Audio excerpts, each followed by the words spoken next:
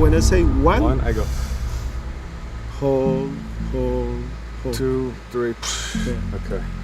I indemnify every single person here. If anything goes wrong, it's all me that's doing this. Nobody is responsible but myself.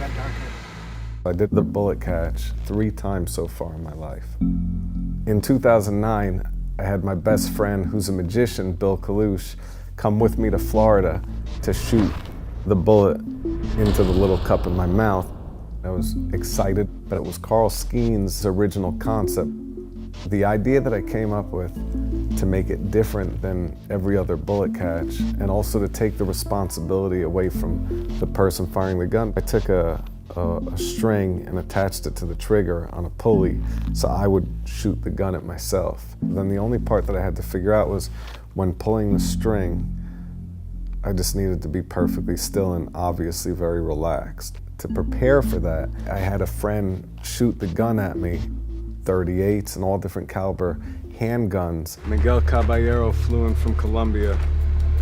He creates bulletproof clothing that's very thin, which will stop the impact of the bullet, but we took the impact plate out. So this will strictly stop the bullet from piercing, but I'm gonna feel exactly what it feels like. The reason I wanna feel what it feels like here is because in order to catch a bullet, I need to get comfortable with this first, because this is much easier than here. Even when I get hit with the 22 into a cup in my mouth, it knocks me out and I black out for a second. So a 38 is significantly bigger and stronger, obviously, than a 22. So he's gonna shoot me right here. This is the least dangerous place to take the bullet because the least vital organs are in this area. So this is where he does it. He's never shot anybody before without a trauma plate in. So this is the first time in 25 years that he's doing this. When I do certain stunts, I think I go into a different mindset. I'm not worried about what's gonna happen anymore. And I learned that when I was training this stunt guy, Bobby Brown. He said, you commit to something.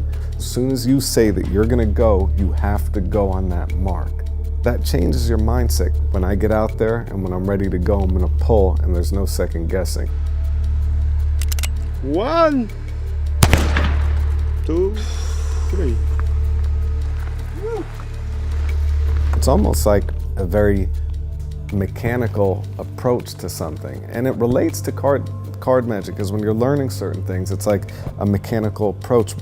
Repetition, repetition, repetition, until it just becomes second nature. It's almost like a very clear focus. You do it exactly as you decided to do it and as you practiced.